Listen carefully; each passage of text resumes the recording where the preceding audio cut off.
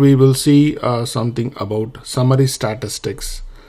Summary statistics are a very important part of statistical analytics. It is something that you are always doing as a basic analysis for any kind of data that you see. So what is summary statistics? When you have like a set of observations, like a set of data points, maybe 10 data points, 100 data points, 1,000,000 data points, you want to somehow characterize them and characterize the spread and the type of data that you're seeing into 3 or 4 numbers. And that is why you have a set of summary statistics, like you have like a basketball player, and the basketball player has been scoring a number of points for every match. You want to characterize the performance of the basketball player, so you come up with some kind of summary statistics like points per game. So you look at, okay, in the last 10 games, this guy had a points per game of 20, but he has a career average or a career points per game of 15. So what you're doing is you're trying to get a number of data points, in this case, the number of points the player scored in each of the matches, and trying to summarize them into 1 or 2 numbers that represents how the actual individual values look like. So this is what we call summary statistics. So these are observations. So observations have a number of data points, and summary statistics are used to characterize them. So what are the various summary statistics that we look at? You start with central tendency, and there are 3 different types of them, which is mean, which is nothing but the average, median, and mode. Then there is variation. The variation between the points is measured by variance and standard deviation. And there is also skew, how the data is skewed towards one end or the other. For measuring that, we have quartiles. Now we will go ahead and see what each one of them are. Let's start with central tendency. Central tendency is a measure of where the data is centrally tend towards.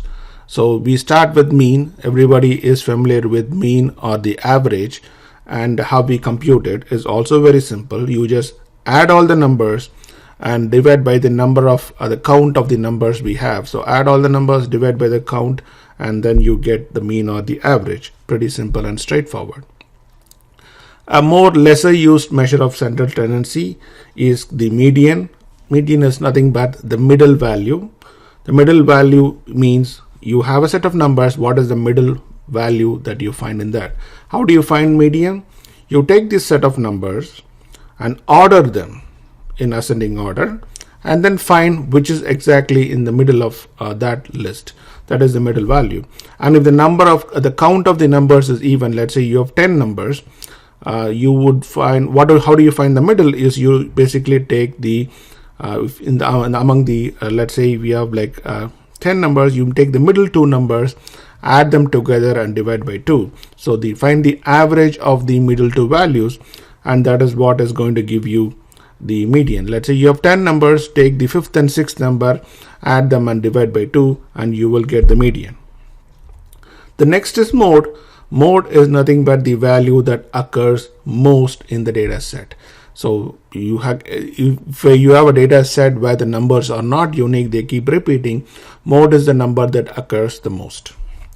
And which one do you use where? And that depends on the situation. It is very situation dependent on based on what you will be using for measuring central tendency. A lot of times you might actually look at all the 3 to understand some characteristics about the data. So this is how you compute central tendency. Suppose you have a set of observations, like these are the numbers 1, 3, 4, 5, 5, 7, 8, 9, 9, 9. So you have 10 numbers here, so a count of 10. The sum of these numbers is 60. Just add them up. And how do you find mean? Is sum by count, which is 60 by 10, and that is 6. The symbol that is used for mean is the symbol mu. Mu is used to usually represent mean. The median is nothing but the middle value. If you look at that list of numbers, the middle value among these 10 are the ones that are occurring the 5th and the 6th in that list, and that is 5 and 7. So you just take those two numbers, 5 and 7, add them and divide by 2, and you get 6. 6 is the median. And the mode is the most occurring number, and in that list you will see the number 9 is occurring 3 times, so that becomes the mode. This is how you calculate these 3 metrics simply. Whenever you have any kind of statistical analysis package, in fact, any of the programming languages or the tools that you have provide libraries or functions to compute all the 3 of them. So pretty much you don't have to be writing code to manually compute them. You always will have some kind of function help or library help to compute any of these ones. The next comes variance. Variance is used to measure how the values are distributed around the mean. So you have the mean, which is the central tendency, but how are the values distributed around the mean? Are they closer to the mean? Are they far away from the mean? You can have numbers ranging from 4 to 6 with a mean of 5, and you can have numbers ranging from 1 to 10 with a mean of 5. So even though for both of them the mean is 5, the distribution of these numbers are different, 4 to 6 and 1 to 10. So how do you measure that distribution? And for that you use variance and standard deviation.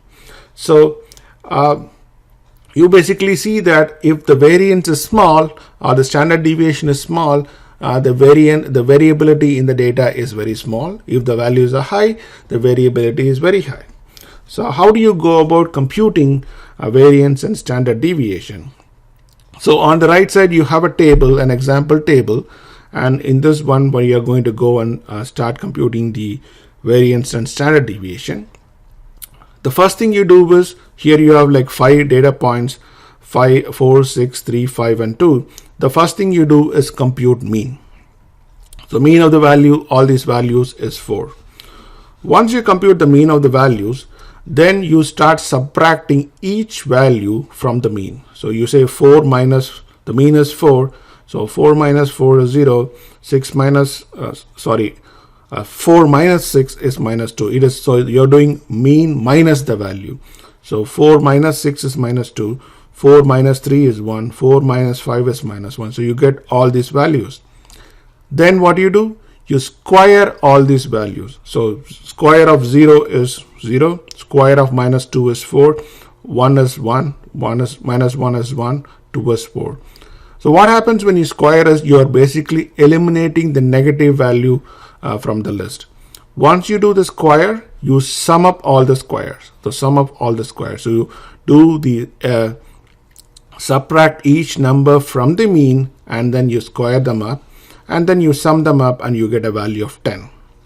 And how do you get variance is you divide this number 10 by the count.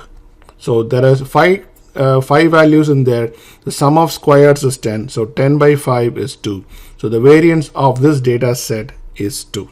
So once again, you subtract each value from the mean, square them up, and then sum up all the squares, divide the sum of squares by 2, and that's how you get variance. To find standard deviation, just divide the just do a square root of the variance and then you get standard deviation. One thing you notice is that the variance, the measure of variance is usually, the unit of measure is usually the square of the unit of the individual values. What I mean to say about this is, suppose each of these values represent distance. Let's say each of them is miles, 4 miles, 6 miles, 3 miles. Then variance is actually, because you squared all the values, the variance is 2 miles squared. So to get the value in the same unit in miles, you have to square root them and you get standard deviation. So here is a data set where you have a list set of, let's say, the distance in miles. The mean is 4 miles and the standard deviation is 1.41 miles. So that is how you represent the data here for mean and standard deviation.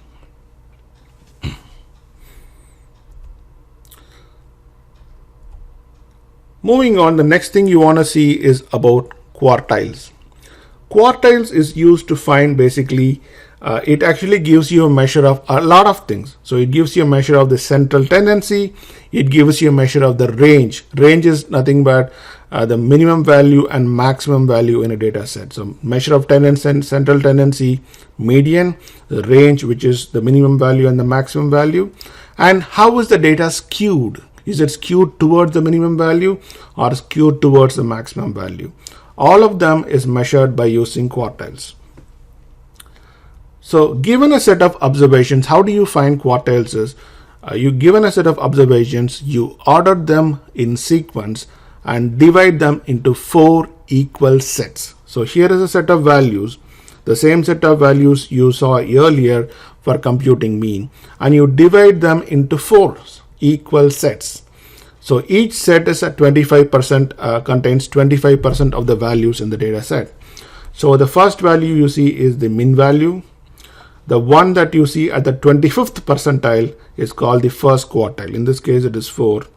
The one that you see at the 50th percentile is called the second quartile or the median. The one you see at the third one or the 75th percentile is the third quartile, and the maximum value actually forms the fourth quartile as the maximum value. So min value, first quartile, median, third quartile, max value. So by looking at these 5 values, min, first quartile, median, third quartile, and max, it actually gives you a nice picturization of how the data is distributed. One thing you want to see is that between the min value and median, 50% of the values occur, right? Min value and median, 50% of the values occur. Similarly, between the median and the max value, another 50% of the values occur. And most importantly, between the first quartile and the third quartile, 50% of the values occur too, right? First quartile and third quartile, 50% of the values occur. So this is how you look at and try to characterize the data. And let's go and look at some examples here. So here is a set of data sets, all with the same min and max values, but it gives you how data can vary and how you can interpret it. Let's look at the first data set. You see 1, 3, 5, 8, 10. This is kind of equally distributed. Why this is equally distributed is the distance between the min and first quartile is like 2, between the first and median is like 2, median and third quartile is like 3. So it's kind of evenly distributed between each of these numbers. The second one you see is most values are closer to the centers. You see that 1, 4, 5, 6, and 10. So between the first and third quartile, that is 4 and 6, you will see that 50% of the data occurs here. So 50% of the numbers in your data set are between 4 and 6, whereas the overall range is between 1 and 10. So it gives you another kind of variation where a number of values are closely packed together around the median, but there are a bunch of values that are away from them. So it's kind of certain values are away, but most of them are packed around the median. Third data set is where you see 1, 2, 3, 7, and 10. So even though the range is between 1 and 10, the median is 3. So 50% of the values just occur between 1 and 3, and another 50% occurs between 3 and 10. So it's kind of skewed to the left. And you look at the next round, you see that it is skewed to the right because the median is 7. So between 7 and 10 are 50% of your values, but between 1 and 7, another 50%. So more values are occurring between the median and the max here, just repeating, whereas there's less number of values occurring between the min and the median.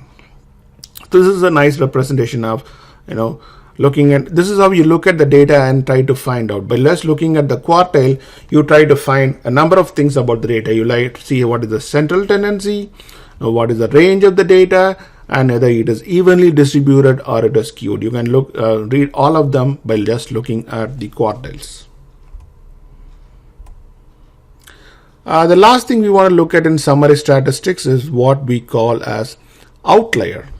So what is an outlier? An outlier is an odd value occurring in a data set, and it's typically towards the max end or the min end of the data set. Because it is odd, it is obviously going to be towards either the max end or the min end of the data set. Outliers, why they are important in analysis is that they tend to distort the summary statistics of the data set. So if you're using data with outliers for machine learning, it can distort the behavior of your machine learning algorithms too. So that is one of the main things you want to remember, that outliers are very important when you're passing data into machine learning algorithm. An example here is you have a set of observations like 1, 2, 4, 5, and 20. You obviously immediately see that 20 is like an odd number sitting there, which is why we call it the outlier. So with the outlier, so let's try to compute the mean and standard deviation of this data set with and without outliers. So with the outlier, you see the mean is 6.4 and the standard deviation is 6.94. But you remove the outlier and just take the four numbers 1, 2, 4, and 5 and try to compute the mean. Now see, the mean is just 3 and standard deviation is just 1.58. This is how much an outlier can distort your numbers. So you have to be very careful about outliers whenever you look at a data set, and you have to decide you want to keep the outliers for your final analysis or not. Otherwise, it's going to have this kind of distorted performance. It can actually give you the wrong idea, wrong analysis, wrong actions, all kinds of stuff. So you want to be very careful about outliers. So this completes our discussion on summary statistics.